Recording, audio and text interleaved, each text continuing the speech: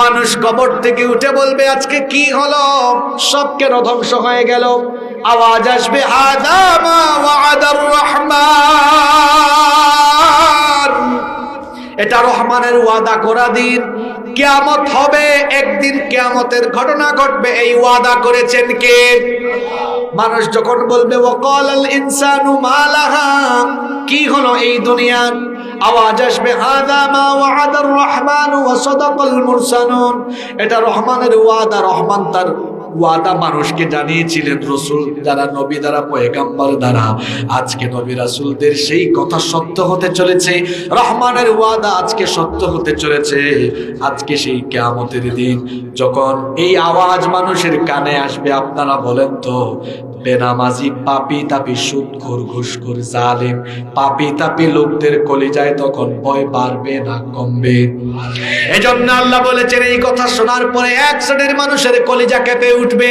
কুলুবু ইয়াউমাইদিন ওয়াজিফাতুন আবসারুহা খাশিয়া, পাপী তাপীদের কলিজা কেঁপে উঠবে, চক্ষু নত হয়ে যাবে। কিন্তু এক শ্রেণীর মানুষ ঈমানদার যারা, ভীত বিহব্বল হবে না তারা, আল্লাহ তাদের ব্যাপারে বলছেন লা ইয়াহজুনুহুমুল ফাযাউল আকবার ওয়া তাতালাক্কাহুমুল মালাইকা হাযা ইয়াউমুকুমুল্লাযী কুনতুম তুআদুন। আল্লাহু আকবার। ঈমানদার যারা, ভীত বিহব্বল হবে না তারা, ঈমানদারদেরকে ফেরেশতারা এসে বলবে আল্লাহর বান্দা তোর জন্য কোনো ভয় নাই, টেনশন নাই, আল্লাহর জান্নাতে ঢোকার জন্য তুমি প্রস্তুত হয়ে যাও। আল্লাহ সেই সকল ঈমানদারদের কাতারে আমাদেরকে শামিল করে দাও। হায় হায় হায়, আরো আস্তে বলেন আমিন, আরো আস্তে আমিন। এত সুন্দর সূরা হয়ে শুরু হয়েছে, আপনারা কি ঘুমায় যাচ্ছেন নাকি? কি শেষ করে দিব? এই প্রথম 3টা আয়াত তো ভূমিকা দিলাম, এরপরে আপনার ভয় পাইয়েন না, খুব অল্প সময়েই শেষ হবে। আমিও অসুস্থ, লম্বা কথা বলতে পারবো না। এই এখন যে আয়াত বলবো, এই 4 নাম্বার আয়াত থেকে দারুণ কথা হবে, বলবো তো? আল্লাহ বলেছেন ইযা জুলজিলাতিল আরদু জিলজালাহা, যখন জমিনকে প্রবল ভাবে প্রকম্পিত করা হবে, ওয়া আখরাজাতিল আরদু আথকালাহা, এরপরে জমিন তার ভেতরে থাকা সব কিছুকে বের করে দিবে। ওয়া ক্বালাল ইনসানু মা লাহা, কবর থেকে উঠে মানুষ বলবে হায় হায় আজকে কি হলো?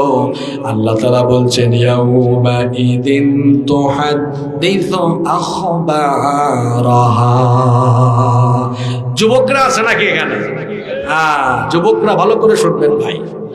আল্লাহ বলছেন ইয়াউমা ইদিন তুহাদ্দিসু আখবারাহা, সেদিন জমিন সব খবর বলে দিবে। খবর, প্রশ্ন হতে পারে কিসের খবর? নবীজি সাহাবীদের সামনে এই আয়াত তেলাওয়াত করলেন, এরপরে নবীজি সাহাবীদেরকে প্রশ্ন করলেন ও আমার সাহাবীরা আতাদরুনা মা আখবারুহা, তোমরা কি জানো নাকি জমিনের খবর কি? সাহাবীরা তখন বললেন আল্লাহু ওয়া রাসূলুহু আ'লাম, এ ব্যাপারে আল্লাহ এবং তার রাসূল সবচাইতে ভালো জানেন।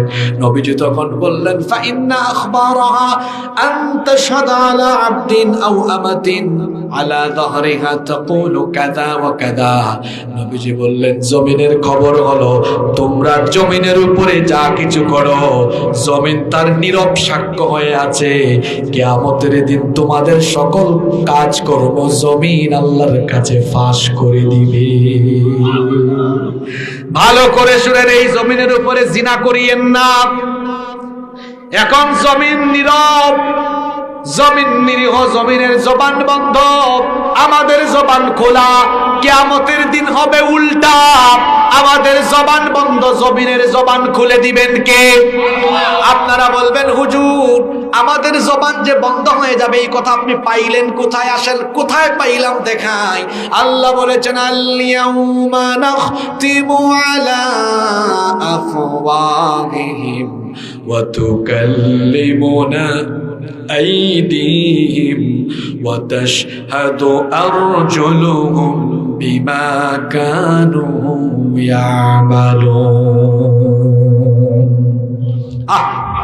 এই আয়াতগুলো বুঝলে কোনো মানুষ এই জমিনের উপরে আর গুনাহ করার কথা না। আল্লাহ বলছেন এর চেয়ে বড় ওয়াজ আর কি হতে পারে আমাকে বলেন। আল্লাহ বলছেন শোনো, কিয়ামতের দিন তোমার জবান আমি বন্ধ করে দেব, এরপরে আমি তোমার হাতের জবান খুলে দিব।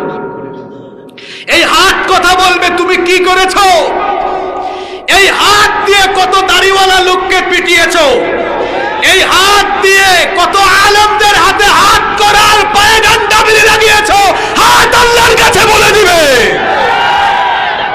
এই হাত দিয়ে কলম ধরে, এই কলম দিয়ে সাংবাদিকতার নামে সাংঘাতিকতা করে ইসলামের বিরুদ্ধে কত রিপোর্ট করেছো, তোমার হাতের আঙ্গুলের মাথা আল্লাহর কাছে সব ফাঁস করে দিবে।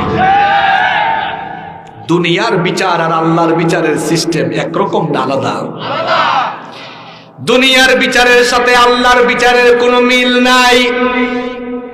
দুনিয়ার বিচারের নমুনা হলো মামলা হবে, চার্জশিট হবে, তদন্ত হবে, তারপরে আদালতে মামলা গেলে এজলাসের মধ্যে হেয়ারিং হবে, উকিল পক্ষ তারা মামলার হেয়ারিং শুনানি করবে, সাক্ষ্য গ্রহণ করাবে, এরপরে বিচারক সাহেব শুনে রায় দিবেন।